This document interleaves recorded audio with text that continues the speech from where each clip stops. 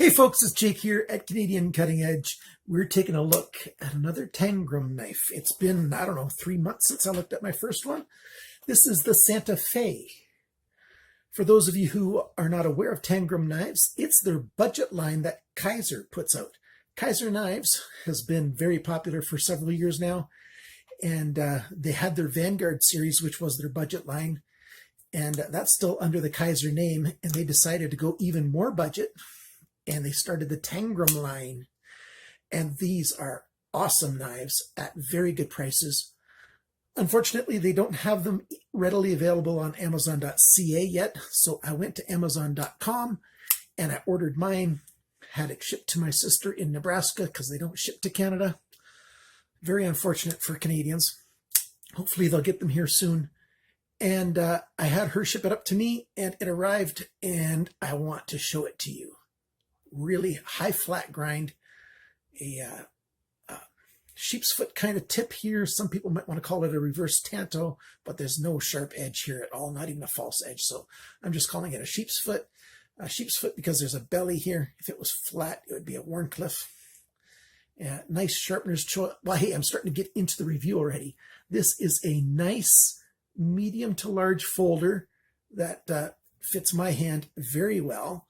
And anybody with large, medium, small hands, men's sizes, that's anything 10 and lower in the European sizes, will really like this. And some people with larger hands will still find this thing quite appealing indeed, because sometimes you just want a smaller, more discreet knife. And this is a nice, discreet knife that will get it done. So stick around for the full review coming at you right now.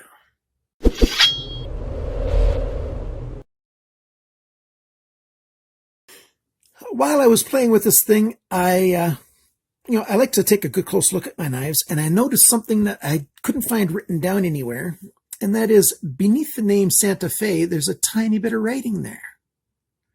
It says AZO, Azo. Azo Design. I don't know anything about Azo Design. I don't know if it's a team. I don't know if it's another company. I don't know if it's an individual. But Azo Design has done some other knives for Kizer. I've noticed that Azo has done the Kizer Corto, the Kizer Envoy, probably some other knives for Kizer as well. So this is it's not just a Kizer Design knife. They actually have a designer. So we've got this low budget knife done by designers. That's a really good thing. I like that an awful lot. If I didn't say it before, you can get this knife in this black or in a brown. I'll show you a picture of both of them right now. What we've got is a high saber grind. You've got a flat section back here, so it's great for clamping onto systems. You can call this a clip point if you want to. You can call it a sheep's foot if you want to. Either one, I think, will fit. I'm not totally sure. The belly is entirely, across the entire length of the cutting edge. There's no flat spot there. The tip is very pointy.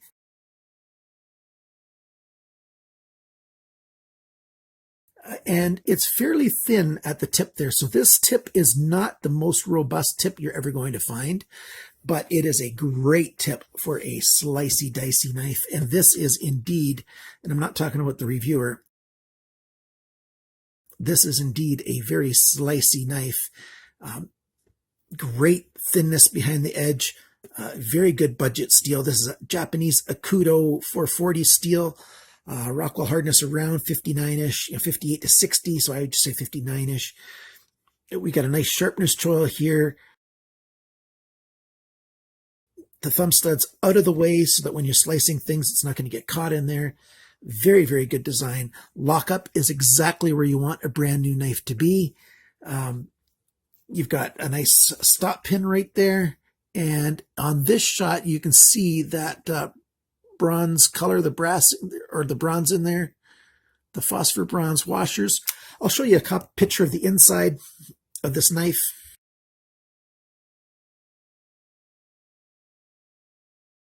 So you see the skeletonizing on the show side handle, but you also see this little white thin wafer of a washer along with that phosphor bronze washer. I'm assuming that that is a it's soft. So I think it's a Teflon fiber washer is what I'm thinking. The way they put it together is you've got liner, phosphor bronze, Teflon washer, blade, Teflon washer, phosphor bronze, liner. So that's the way they stacked it. And it's important to take note of that because you want to put it back the same way that the factory put it together when you take something apart. And it's got some really good action. It just flies right open. No blade play side to side, up and down, none at all. That was before and after I put it together. Very easy to take apart. You've got nice, good grip on this G10. It's a nice and thin G10 that helps with the weight. You've got two back spacers right there and a lanyard hole in the perfect spot. Nice big lanyard hole that fits 550 paracord, no problem. And it'll fit 1100 paracord for that matter if you want it to. Pocket clip's at a very good spot. It's got the nice fold over pocket clip that I really like an awful lot. Right or left side you can put it on. Tip up orientation. Thumb studs, of course, so it's left or right compatible. But as most liner locks are, the left compatibility isn't quite as good. You see the space between the G10 and the thumb stud, and then on the left side, it's much less. It's less because, you know, you can see where you put your thumb to move the liner over, and so the G10 is, you know, further out than it is right there. So for lefties, it's a little bit harder to get in there, but it's not hard. Like, it's not like you're going to have a tough time doing it. It's just a little bit harder than it would be otherwise. And I'm left-handed and no problem operating this thing with the left hand, and especially since you've got your pocket clip on both sides. I'm saying that this thing's left-friendly, but not super left-friendly. I wish they would have made it just a little bit. If the G10, just take it down a little bit. The edge of the G10 that's by the liner, they could leave it and just sort of sculpt it back a little bit.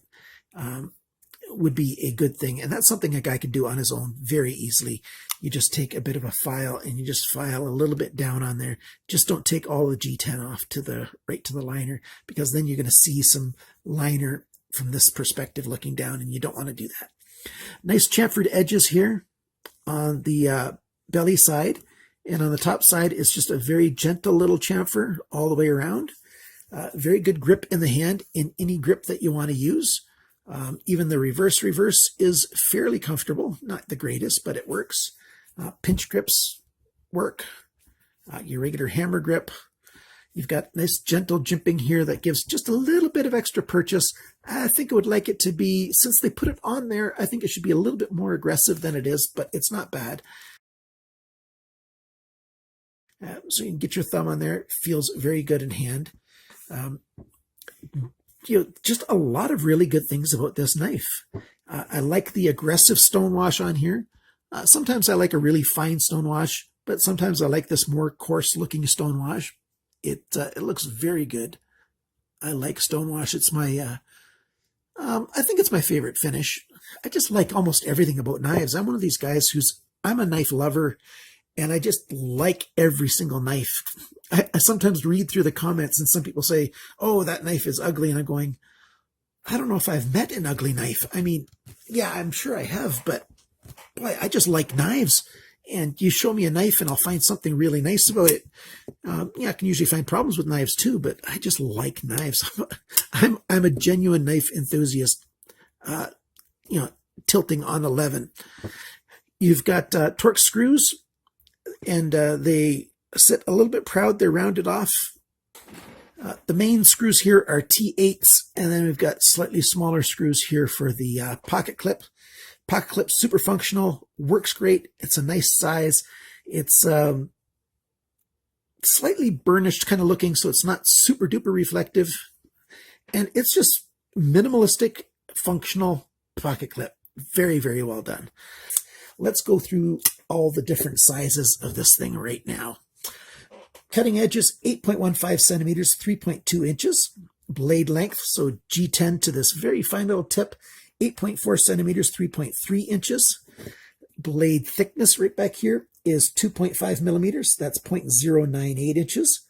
It's certainly adequate for a slicey, dicey folding knife. I don't need those big, chunky, fat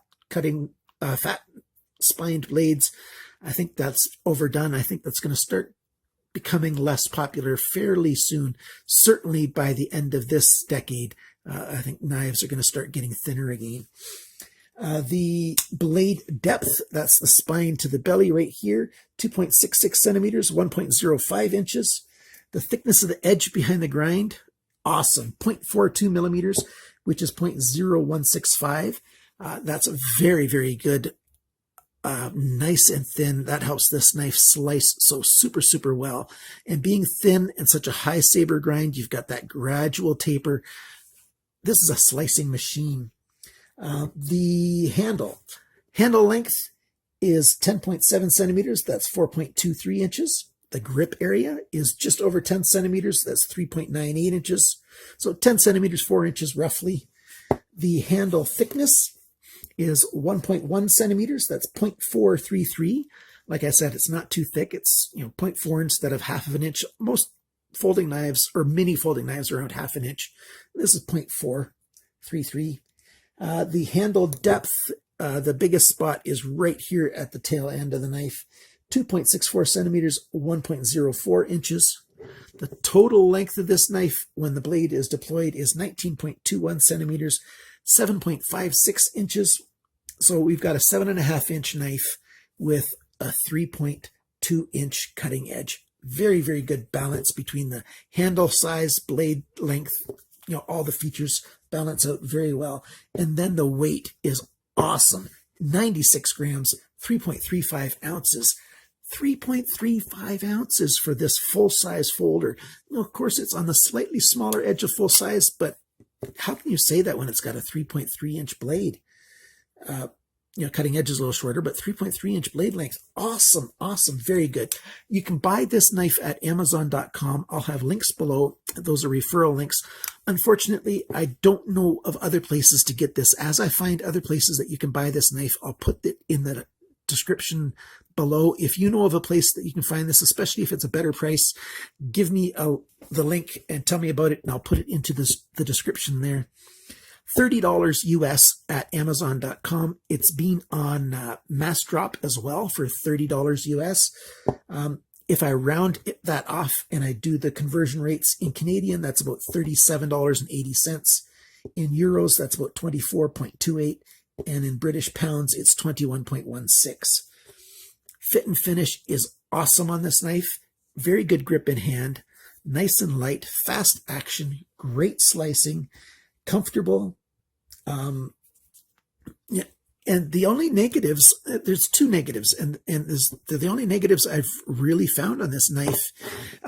By the way, I always do my negatives in the context of what the knife is. And this is a budget knife. And so I evaluate it as a budget knife.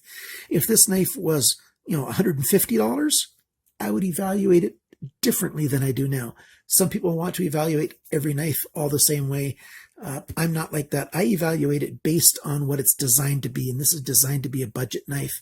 And so the only things I would recommend changing is getting a little bit more room here on the left for access to that thumb stud. It'd be nice if they could make a flipper version of this, but some people don't like flippers, so that's totally fine. And the only other thing is, I think that it would do well if they would have made that tip just a little bit more robust. I think there's some people who are going to break the tip on their knife.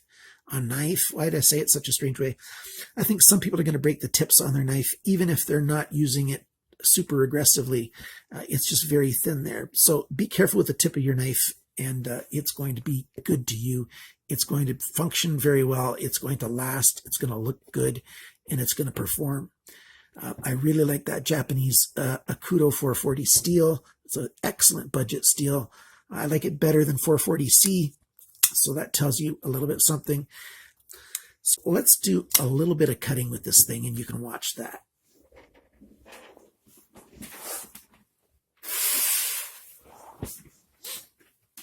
So we've got some of this manila rope, and it just slices through that like it's hardly there. And it just slices very easily on the tabletop. No problem, goes right through it. Very good knife. This is the factory edge. I haven't stropped it. I haven't buffed it. I haven't done nothing to it. I've just been using it for a little over a week now. I just couldn't wait any longer to bring this video to you. It's an awesome knife. Cutting paper does a very good job. No problems at all with this knife. Can you go through fruits and vegetables? Yes, you can. Very, very easily. This knife, some people find this kind of edge on a knife a little bit tactical, a little... I'm not saying knife people do necessarily, but other people do. This knife might scare some people in the office, but if you do bring it to the office, this thing's going to cut your apples and your whatever you have super well, very easily. You know, if they can just take, you know, rope like this and just cut through it and just eat through it like nobody's business, you can certainly go through an apple, no problem as well. And since you got such a thin edge behind the grind, beautiful, beautiful knife. So, like I said, Amazon is the best place to get this right now. If it comes up again on MASSDROP, they ship to much more countries, so pay attention there. If you're not a MASSDROP member yet, look below. I'll have a link to MASSDROP down there because it's going to be the same price. Amazon.com very often does not ship outside of the United States. So if you got family or friends there, then go ahead and do it that way. Otherwise, Canadians, you can take a chance. You know, I remember CBSA is taking knives, but you can take a chance on one of those border businesses where you order things in the United States. You get them shipped to a business that's right on the United States side of the border, and they either hold it for you until you come across and pick it up, or they'll repack it and ship it to Canada for you. So you can do it that way if you want to. That's another way to get knives into Canada from there. And I'm sure that they service other countries as well if you ask them to. So if you find products that will only ship in the United States, look for those border service mailing companies. And I'll put a couple links of those, or I'll put one link. I'll put a Google search that shows a list of them. I'll put a link to that down in the description. And so you can use that. Even if you're in other countries, you might be able to find businesses that'll do the same kind of thing for you. So thanks for watching my video. Thanks especially to my Patreon supporters. You guys are awesome. Very good knife. Feels good, looks good, weighs great, cuts excellent. And if you don't like black, it comes in a beautiful light diarrhea brown color. Did I say that out loud? Yes, I did. Thanks for watching. Remember, guys, always cut towards your chum, not your thumb.